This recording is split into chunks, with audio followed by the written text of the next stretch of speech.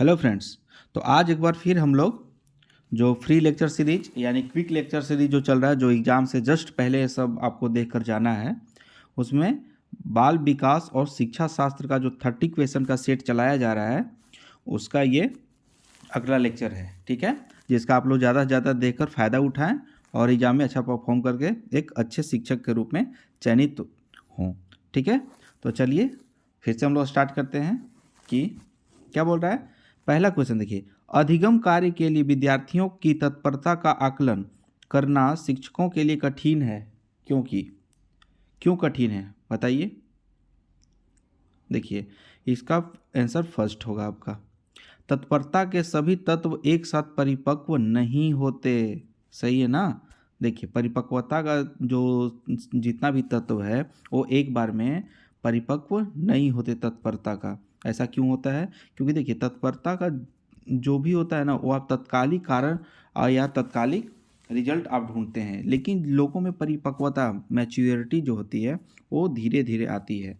जैसा कि आपका जैसे किशोरावस्था जब पार करेगा, प्रौढ़ावस्था में आएंगे आप, यानी युवा अवस्था में आएंगे, धीरे धीरे जब आपका एज बढ़ते चला जाएगा तो आपका मेच्योरिटी उस तरीक़ा से बढ़ती चली जाएगी। देखिए, बुद्धि समावेश करती है किस चीज़ को, कैसे करती समावेश करती है? अपसारी, अभिसारी। देखिए, अपसारी का मतलब होता है कि हर तरफ ये आपका बाहर की ओर केंद्रित होना। लेकिन बुद्धि समावेश अभिसारी यानी सब आके आपका बुद्धि एक जगह पे आके यहाँ पे आपका सर्कुलेट होके ये बनता है, तो ये अभिसारी चिंतन का विषय हो जाता है। बुद्धि समावेश करती है अभिसारी चिंतन का। ठीक है, आगे बढ़ते हैं हम लोग। एक अच्छे शिक्षक का सबसे महत्वपूर्ण गुण क्या है बताइए। एक अच्छे शिक्षक का सबसे महत्वपूर्ण गुण क्या है? मान के चलिए आप शिक्षक हैं, तो आपका सबसे अच्छा गुण क्या होना चाहिए? महत्वपूर्ण ये है कि आप एक शिक्षक बनने जा रहे हैं, सीटेट का केबीएस का एग्ज़ाम देने जा रहे हैं आप, तो उस समय बताइए कि आपका महत्वपूर्ण गुण क्या होना चाहिए। आप अपने आप से ये पूछिए कि क्या होना चाहिए। ठीक है, देखिए, तो सबसे पहले क्या, अच्छा संप्रेषण कौशल, विद्यार्थियों के हित का ध्यान रखना, प्रभावी नेतृत्व का गुण। ये तो सब सही है, लेकिन सबसे इसमें क्या जरूरी है, विषय वस्तु का पूर्ण ज्ञान होना चाहिए आपके पास। ठीक है, एक शिक्षक के पास विषय वस्तु का जब तक पूर्ण ज्ञान नहीं होगा, तब तक ये तीन जो जो तत्व हैं, तीन कंपोनेंट हैं, वो किसी काम के नहीं है। इसलिए आप जब भी ऐसा क्वेश्चन को डील करें, अपने आप को एज ए टीचर आप वहाँ पे रखें और समझें कि आप किसी छात्र को समझा रहे हैं, उस हिसाब से करना है। आगे क्या बोल रहा है, एक शिक्षण विधि में दो या अधिक शिक्षक सहयोग पूर्वक विषयों की योजना बनाते हैं, ठीक है, पूरा करते हैं तथा सदैव विद्यार्थियों पर इसके प्रभाव का मूल्यांकन आवर्ती रूप से करते हैं। यह विधि क्या है? तो बताइए, टेली शिक्षण है। ठीक है, टेली शिक्षण के बारे में बता रहा है। ठीक है, टेली शिक्षण वह विशेषता जो कि सहयोगात्मक स्थिति की सीमा में नहीं है। क्या है वो? सहयोगात्मक स्थिति की सीमा में नहीं है। देखिए, आमने सामने अंतःक्रिया, वैयक्तिक जवाबदेही, कार्यों पे जोर या शिक्षक केंद्रित। तो इसका आंसर आपका शिक्षक केंद्रित ऐसा जो होता है वो ऐसा विशेषता है कि जो कि सहयोगात्मक स्थिति के सीमा में नहीं है। ठीक है ना, शिक्षक केंद्रित। आगे देखें हम लोग। देखिए क्या बोल रहा है, दुर्बलीकरण बाधा है। किस चीज़ के लिए बाधा है बताइए? दुर्बलीकरण किस चीज़ के लिए बाधा है? तो ये कार्यात्मक स्तर के लिए। ठीक है, किसके लिए? कार्यात्मक स्तर के लिए। जीन पियाजे की संज्ञानात्मक विकास की अवस्थाओं के अनुसार जिसे पूर्व प्रत्यात्मक कला, ठीक है, पूर्व प्रत्यात्मक काल जाना जाता है। ठीक है, इसमें से किससे संबंधित है? ठीक है, बताइए। तो इसका होगा पूर्व संक्रियात्मक अवस्था से, पूर्व संक्रियात्मक अवस्था से। आगे क्या बोल रहा है आपका, देखिए, एक अच्छा विद्यालय वह है, ठीक है, एक अच्छा विद्यालय वह है जो जो बालकों के सामाजिक स्तरीकरण को समझे तथा कक्षा के वातावरण को प्रगतिशील व प्रेरणास्पद बनाए। ठीक है, तो इसका आंसर आपका थर्ड हो गया। ठीक है, आगे क्या बोल रहा है, हम में से कुछ लोग, कुछ जो लंबे हैं तथा कुछ जो छोटे हैं, कुछ जो गोरे हैं तथा कुछ जो काले हैं, कुछ लोग मजबूत हैं तथा कुछ कमज़ोर हैं। यह कथन किस स्थापित सिद्धांत पर आधारित है? बताइए। देखिए, कुछ जैसे ही लग गया, कुछ लोग यानी कि वैयक्तिक भिन्नता। देखिए यहाँ पे वैयक्तिक भिन्नता, हर एक व्यक्ति में कुछ न कुछ भिन्नता होती है। तो इसमें जो जैसे कि कुछ लोग लंबे हैं जो छोटे हैं, गोरे हैं तो काले हैं, मजबूत है तो कमज़ोर है, यानी वैयक्तिक भिन्नता भिन्नता की बात कर रही है ये। ठीक है, आगे देखिए क्या बोल रहा है कि जब एक क्षेत्र का अधिगम दूसरे क्षेत्र के अधिगम में सहायता करता है तो उसे क्या कहते हैं? बताइए।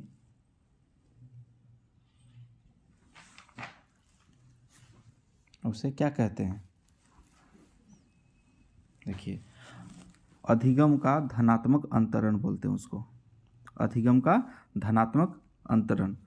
चिंतन अनिवार्य रूप से है एक, क्या है? ठीक है, देखिए इसका आंसर हो गया आपका संज्ञानात्मक गतिविधि है। क्या है? संज्ञानात्मक गतिविधि। देखिए आगे बोल रहा है, वंशानुक्रम के संदर्भ में गलत कथन निम्नलिखित में से कौन सा है? क्या है? बताइए। देखिए इसका आपका जिसे भी देखिए यहाँ पे ट्रिकी क्वेश्चन, सबसे बड़ा जो आंसर है वही है। इसमें रुचि, अभिवृत्ति, पसंद, नापसंद, मस्तिष्क की संवेदनात्मक भावनाएं समावेशित होती है। ठीक है, आगे क्या बोल रहा है आपका? चिंतन शक्ति के विकास की प्रक्रिया में निम्नलिखित में से कौन सा कथन गलत है? बताइए, कौन सा कथन गलत है? चिंतन शक्ति के विकास की प्रक्रिया में निम्नलिखित में से कौन सा कथन गलत है? कम बुद्धि व ज्ञान, इसका आंसर 4 होगा आपका। ठीक है, किसने बहुबुद्धि सिद्धांत प्रतिपादित किया था? कौन सा बहुबुद्धि सिद्धांत प्रतिपादित कौन किया था? बताइए। ये हार्वर्ड गार्डन किया था। कौन किया था? Harvard garden. एक सिद्धांत के रूप में निर्मितिवाद है, क्या है? एक सिद्धांत के रूप में निर्मितिवाद है क्या? देखिए इसका आंसर 2 होगा। अधिगमकर्ता की स्वयं के शब्दों का निर्माण की भूमिका पर जोर देता है। ठीक है, आगे देखिए फ्रेंड्स, ये जो क्विक लेक्चर सीरीज का ये जो पार्ट है, इसमें लगातार जल्दी जल्दी से बताने की कोशिश इसलिए है क्योंकि एग्जामिनेशन बहुत नज़दीक है।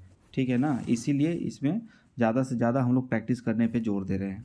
ठीक है, ये आप लोग ये वीडियो जो भी लेक्चर सीरीज सुन रहे होंगे, वो ऐसा ही ये स्पेशल वीडियो सुनने के लिए टाइम नहीं निकालें। ऐसा वीडियो जो होता है जो खाना खाते समय, ट्रैवल करते समय, मतलब आप कोई काम कर रहे हैं उस समय ये करके आप उस पर आपका ध्यान लगा सकते हैं। तो 5-10 मिनट 20 मिनट में आपका ये 30 क्वेश्चन का सीरीज ये ख़त्म हो जाता है, तो जो कि आपको ज़्यादा से ज़्यादा फ्रूटफुल होगा। ठीक है, देखिए सृजनात्मकता के बारे में क्या गलत है? ठीक है, सृजनात्मकता के बारे में क्या गलत है? देखिए फिर वही हो गया, सृजनात्मकता व बुद्धि सदैव साथ साथ चलते हैं। ठीक है, आगे क्या है? संपुष्ट कार्यक्रम जरूरी होते हैं। संपुष्ट कार्यक्रम जरूरी होते हैं क्या चीज़ के लिए? देखा, प्रतिभाशाली बालकों के लिए। किसके लिए? प्रतिभाशाली बालकों के लिए संपुष्ट कार्यक्रम जरूरी होता है। मानव विकास की वह अवस्था जिसे सुनहरी अवस्था कहा जाता है, वह है क्या? सुनहरी अवस्था, गोल्डन एज किस कहा जाता है? तो इसका आपका आंसर हो जाएगा बाल्यावस्था। गोल्डन अवस्था जानते हैं ना, बोला जाता है गोल्डन एज है तुम्हारा, खेल लो। सबका गोल्डन एज आता है बाल्यावस्था में। आपका भी आया होगा, अभी बच्चे हैं उनका आया होगा। अब इसी बाल्यावस्था, इसी गोल्डन एज को आपको संवारने का मौका मिल रहा है। एक व्यक्ति की जीवन में नाम व प्रशंसा कमाने की इच्छा किस प्रकार का अभिप्रेरक है? बताइए, किस प्रकार का अभिप्रेरक है? तो ये आपका आंतरिक अभिप्रेरक है। क्या है? आंतरिक अभिप्रेरक। इरफान खिलौने तोड़ता है तथा उसके अवयवों को देखने के लिए उसे अलग अलग कर देता है। ठीक है, आप क्या करेंगे, क्या करेंगे बताइए। देखिए, उसकी जिज्ञासा है क्या कि खिलौना कैसे बना, कै उसका जितना भी कंपोनेंट है, जितना भी पार्ट है, वो किस तरीक़ा से लगा है। तो इसका मतलब ऐसे हो गया, उसकी जिज्ञासु प्रकृति को बढ़ावा देंगे और उसकी ऊर्जा को सही दिशा देंगे आप, ठीक है ना? क्योंकि जो बच्चे करना चाहते हैं, उनको अवेयर करा के, उनको ज़्यादा से ज़्यादा उसमें सपोर्ट करके, उनको जो चाहिए वो देना पड़ता है। आगे बोला, निम्नलिखित में से कौन सा रचनात्मक आकलन का एक उपयुक्त उपकरण नहीं है। क्या पूछ रहा है कि नहीं है, तो इसका आंसर आपका हो जाएगा दत्त कार्य। इसका होगा दत्त कार्य। युवा अधिगमकर्ताओं में निम्न में से कौन पढ़ने में कठिनाई का घोतक नहीं है। कौन कठिनाई का घोतक नहीं है, ठीक है। देखिए, इसमें होगा पठन गति व प्रवाह में कठिनाई। इसका आंसर 2 हो गया। आगे क्या बोल रहा है, व्यवहार का संवेगात्मक पहलू निम्नलिखित से संबंधित होता है। किससे? सीखने के भावात्मक पक्ष से। इसका आंसर बी हो गया, ठीक है। व्यवहार का संवेगात्मक यानी इमोशनल पहलू जो होता है वो किससे संबंधित होता है, तो सीखने के इमोशन से, ठीक है। आगे क्या बोल रहा है आपका, देखिए, पद संवेगात्मक क्रांति किस अवस्था से अधिक जुड़ा है, बताइए। इसका आंसर आप लोग दे सकते हैं, ठीक है। संवेगात्मक क्रांति किस अवस्था से जुड़ा होता है। अभी होता है ना कि किशोरावस्था, तोड़ देंगे फोड़ देंगे, ठीक है, वही कहानी है। तो इसका होगा संवेगात्मक क्रांति किससे है, किशोरावस्था से। निचली कक्षाओं में पढ़ाते समय एक शिक्षक को प्राथमिकता देनी चाहिए, ठीक है। निचली कक्षाओं में पढ़ाते समय एक शिक्षक को प्राथमिकता देनी चाहिए। क्या चीज़ का, तो देखिए, जितना आप बच्चों को जितना कहानी सुनाएंगे उतना अच्छा होगा, और वो उतना मतलब क्यूरियस होंगे, वो उतना ज़्यादा सीखने के लिए जिज्ञासु होंगे, ठीक है। मनोविज्ञान का क्षेत्रवादी सिद्धांत दिया, मनोविज्ञान का क्षेत्रवादी सिद्धांत कौन दिया था, बताइए। कर्ट लेविन ने। कौन? कर्ट लेविन ने दिया था। आगे क्या है आपका, एक कक्षा में एक शिक्षक पढ़ाने के लिए बाल केंद्रित उपागम का प्रयोग कर रहा है। यह तरीका उपयुक्त नहीं है। किसके लिए नहीं है, प्रदर्शन के लिए। किसके लिए नहीं है, तो प्रदर्शन के लिए नहीं है।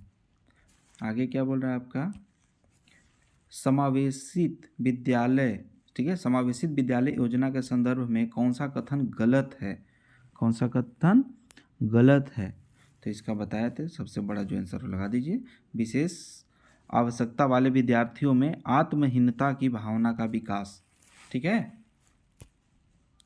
आगे बढ़िए, विज्ञान में मूल्यांकन, ठीक है, विज्ञान में मूल्यांकन पूर्णतया वैज्ञानिक क्या है, बताइए क्या होना चाहिए, ठीक है। देखिए, इसका आंसर आपका हो जाएगा, विज्ञान में मूल्यांकन आपका सभी क्रियाकलापों का एकीकृत भाग होना चाहिए। सभी क्रियाकलापों का एकीकृत भाग होना चाहिए, ठीक है। आगे देखिए, आपका आंसर, आपका क्वेश्चन हो गया आपका,